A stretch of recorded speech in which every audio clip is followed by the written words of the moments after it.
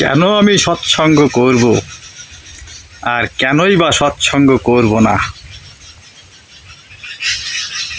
দুটো প্রশ্ন থেকে যায়, একটা দ্বন্দ্বীবৃত্তি। হ্যাঁ, এর ভিতরে গভীর উত্তর লুকিয়ে থাকে। আমার অনেক বন্ধুরা বলেন, সৎসঙ্গ করে কী হবে, কেন সৎসঙ্গ করতে হবে? সেই কেন যে আমি সৎসঙ্গ করব, কেন যে সৎসঙ্গ করি, সেই উত্তরটা এখন দিচ্ছি। এই সৎসঙ্গ শব্দের একটা অর্থ আছে, অস অস মানে অস্তিত্ব, আর অস থেকে হয়েছে সৎসঙ্গের নাম। সৎসঙ্গ নামটার মূল বীজ শব্দ হচ্ছে অস। অস মানে অস্তিত্ব। এই অস্তিত্ব কার? অস্তিত্ব কিসে থাকে, কোথায় থাকে? পরম সত্তা। পরম সত্তা ব্যতীত কারো কোনো অস্তিত্ব হয় না, কারো কোনো অস্তিত্ব থাকে না। পরম সত্তা। এখন এই পরম সত্তাটাই, এই পরম সত্তাই গীতার ভিতরে শ্রীকৃষ্ণের ভিতরে এসেছিলেন, শ্রীকৃষ্ণের মাধ্যমে লীলা করিয়েছিলেন। এই পরম সত্তা ব্যতীত কোনো কিছু কল্পনা করা যায় না। আর এই পরম সত্তা নিয়েই তো যেখানে সব কিছু আছে, পরম সত্তাকে কেন্দ্র করে সব কিছু আছে, সেখানেই তো সৎসঙ্গ, তাকেই বলে সৎসঙ্গ। এখন সৎসঙ্গ করব না কেন? এই পরম সত্তাই ছিলেন পুরুষোত্তম রাম, পরম সত্তাই ছিলেন ভগবান শ্রীকৃষ্ণ। এই পরম সত্তা ভগবান শ্রীকৃষ্ণের সঙ্গে শ্রী শ্রী ঠাকুর অনুকূলচন্দ্রের অনেক ক্ষেত্রে মিল আছে। সেগুলো খুঁজে যারা পায় তারা সৎসঙ্গ করে, আর সৎসঙ্গ থেকে সরে না। শ্রীকৃষ্ণ আবির্ভাব করে হয়েছিল, শ্রীকৃষ্ণ ভগবান শ্রীকৃষ্ণ জন্মগ্রহণ করেছিলেন কোন মাসে, কোন তিথিতে? ভাদ্র মাসে, ভাদ্র মাসের অষ্টমী তিথিতে। আবার আমাদের ঠাকুর অনুকূলচন্দ্র, ইনিও আবির্ভূত হয়েছিলেন ভাদ্র মাসে তাল নবমী তিথিতে, ওই অষ্টমীর পরে নবমী, তাল নবমী তিথিতে। ও ভাই একই ভাদ্র মাসে এসেছেন। ভগবান শ্রীকৃষ্ণ আঙুলের উপর গোবর্ধন পর্বত ধরে নিজের শক্তির প্রকাশ করেছিলেন। শ্রী শ্রী ঠাকুরের জীবনী গ্রন্থ খোঁজ করলে দেখা যাচ্ছে তার বাড়ি ছিল ওই যে পদ্মা নদীর পাড়ে, সম্বলপুর স্টিমার ঘাট বা হিমায়তপুর গ্রাম। ওখানে ঠাকুরের যখন যুবক বয়স ছিল তখন তা ওই পদ্মা নদীর স্রোত, ঢেউ, জল স্ফীতি, এতে ঠাকুরের বাড়ির ভিতরে ঢুকে পড়ছিল। ঠাকুরের মা মনমোহিনী দেবী, উনি ঠাকুরকে বলেছিলেন, অনুকূল, তুই থাকতে এই বাড়িটা পদ্মার গর্ভে বিলীন হয়ে যাবে। তখন ঠাকুর তার যে সঙ্গীরা ছিল, যে সব বন্ধু বান্ধব ছেলেবেলেদের নিয়ে তিনি সবসময় থাকতেন, তাদেরকে নিয়ে নিজে হাতে কোদাল দিয়ে মাটি দিয়ে বেঁধে বাড়িতে যাতে জল প্রবেশ না করে সেই ব্যবস্থা করছিলেন। তা ওতে কি পদ্মার জল আটে? সত্যিকারভাবে আটে না। তিনি ওখানে অলৌকিকত্ব রেখে গিয়েছেন। তিনি ওই পদ্মা নদীকে বলেছিলেন, পদ্মা তুমি একটু অন্য দিক দিয়ে সরে যাও। পদ্মা নদী ওনার কথা রেখেছিলে। পদ্মা নদী তখন ওখান থেকে 5-6 মাইল সরে এসে আমাদের এই কুষ্টিয়ার দিকে চলে এসেছে, আর ওনার দিকে জল যায়নি। তারপরে ভগবান শ্রীকৃষ্ণ আঙুলের উপর যেমন পর্বত রেখেছিলেন, ঠাকুরও পদ্মাকে আহ্বান করে সরিয়ে দিয়েছিলেন।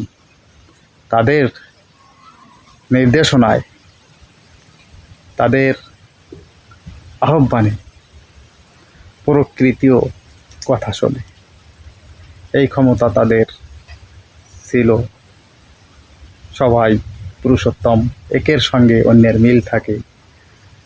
শ্রীকৃষ্ণ পুতনা রাক্ষসীর স্তনে মুখ লাগিয়ে সব বিষ টেনে খেয়ে হজম করে ফেলেছিলেন। আমার ঠাকুর অনুকূল চন্দ্র যখন সেই দুগ্ধপোষ্য শিশু ছিলেন, তখন কবিরাজ বাড়িতে তার মা তাকে সাথে নিয়ে একদিন ঘুরতে গেছিলেন।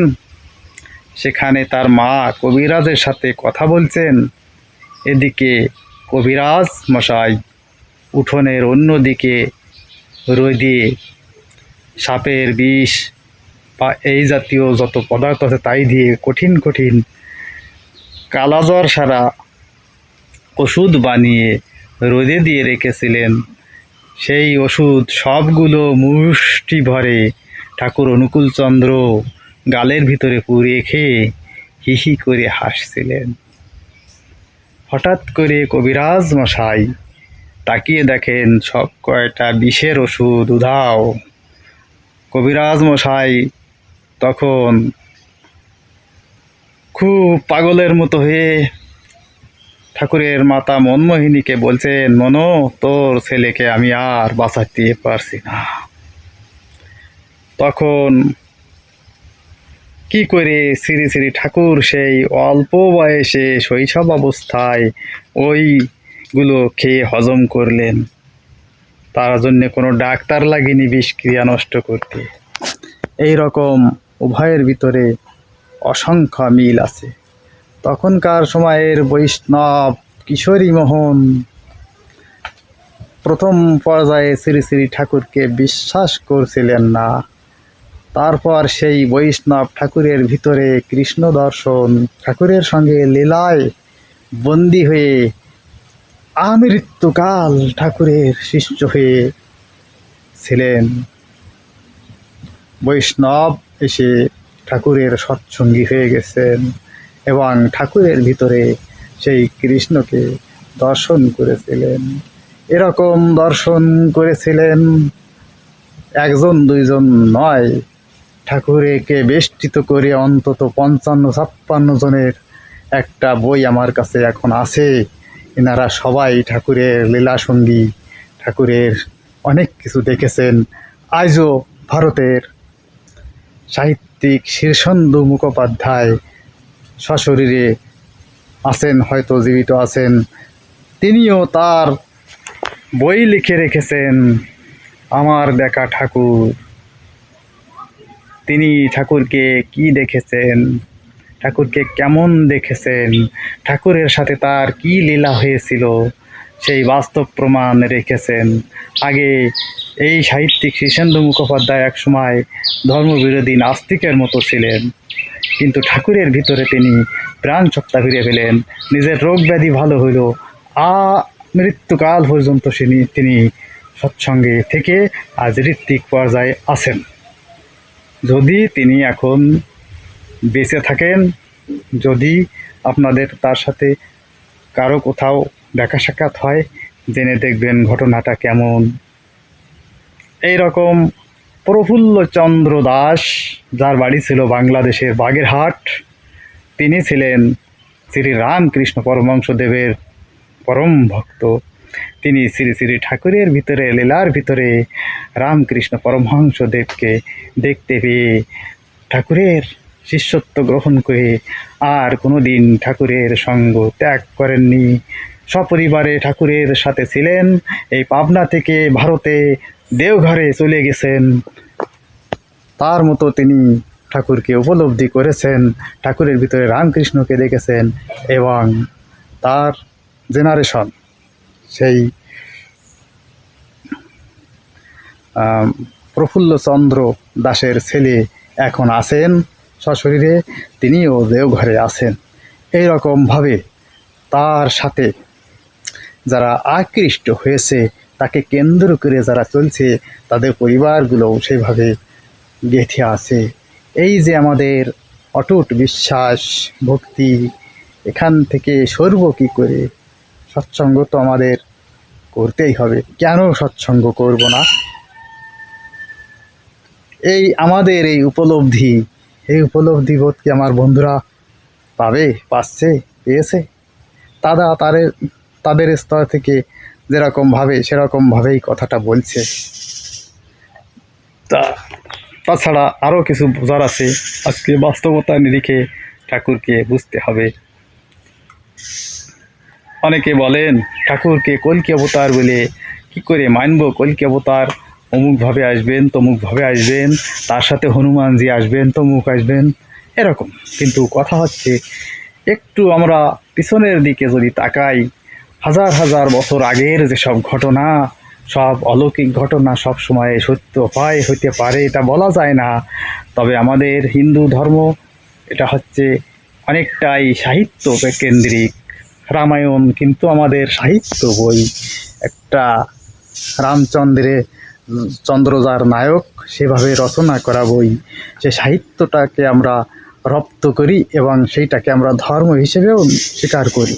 এখন সাহিত্যের ভিতরে অনেক কিছু রূপক থাকে। যেমন একটা জায়গায় আছে যে শ্রীচন্দ্র নামে এক রাজা ছিলেন, তার ছিলেন 27 স্ত্রী: অশ্বিনী, রোহিণী, ভরণী, কৃত্তিকা, রেবতী, অনুরাধা, উত্তরাষাঢ়া, পূর্বষাঢ়া, এরকম বিভিন্ন রকম। আসলে ঘটনাটা কি?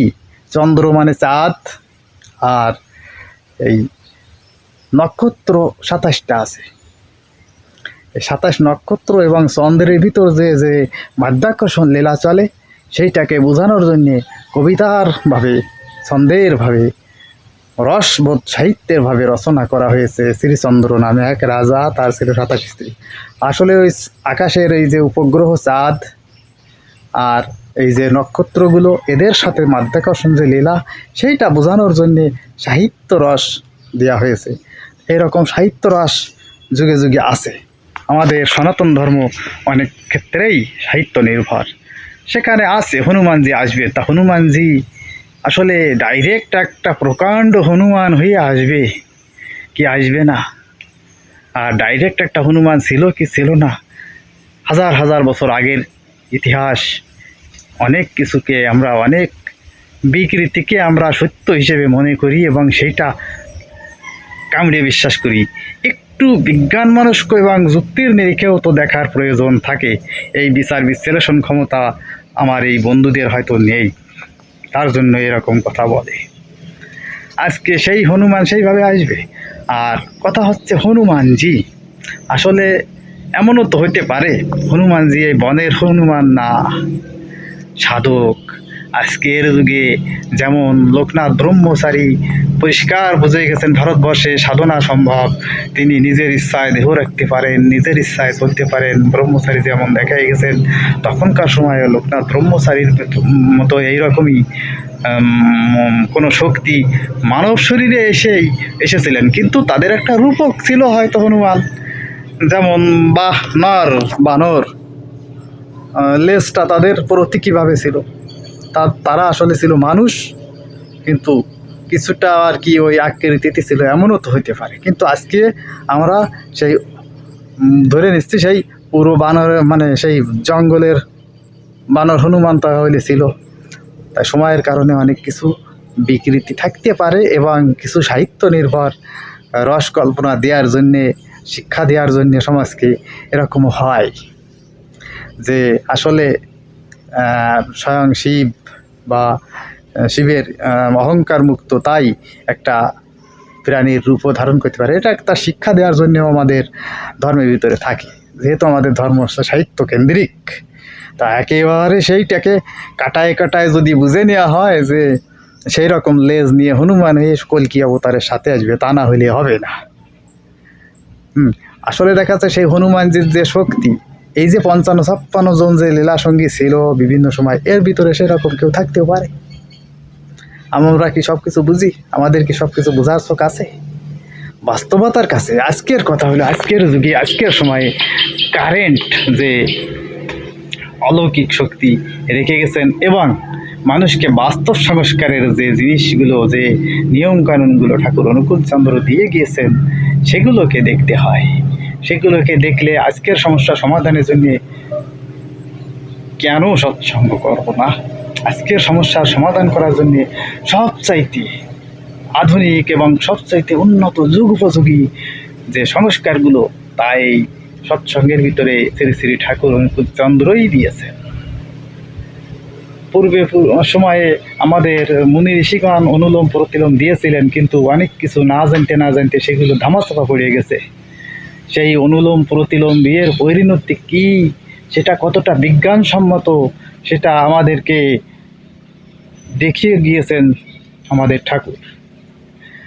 আর এই ভারতবর্ষের মানুষ বিবাহ ব্যবস্থা সংস্কারের মাধ্যমে যাতে উন্নত সুন্দর সন্তান সব কিছু রাখতে পারে, তাহলে এই ভারত পরিবর্তন হবে, এ কথা বলে গিয়েছেন। এবং সেই এক সময় সেই নেতাজি সুভাষচন্দ্র বসু তাদের সাথে বসাবসি করতেন ঠাকুর এইসব সংস্কার নিয়ে, সেগুলো স্বীকার করেছেন। দেশবন্ধু চিত্তরঞ্জনের সামনে উনি দেখিয়েছেন যে প্রতিলোম বিয়ের ফলটা কেমন হয়। তাই এই প্রতিলোম না করে যাতে মানুষ অনুলোম বিয়ের মাধ্যমে সুন্দর সমাজ করতে পারে, এর জন্যও সৎসঙ্গের প্রয়োজন, ঠাকুরের শিক্ষার প্রয়োজন বাস্তবতায়। আর আজকের বাস্তবতার যুগে তাই ঠাকুর অনুকূল চন্দ্রকে গ্রহণ করে তার সৎসঙ্গ হওয়া আমি অন্তত প্রয়োজন বোধ করি, তাই আমি সৎসঙ্গ করব। সবাইকে ধন্যবাদ। বন্দে পুরুষোত্তম। জয় গুরু।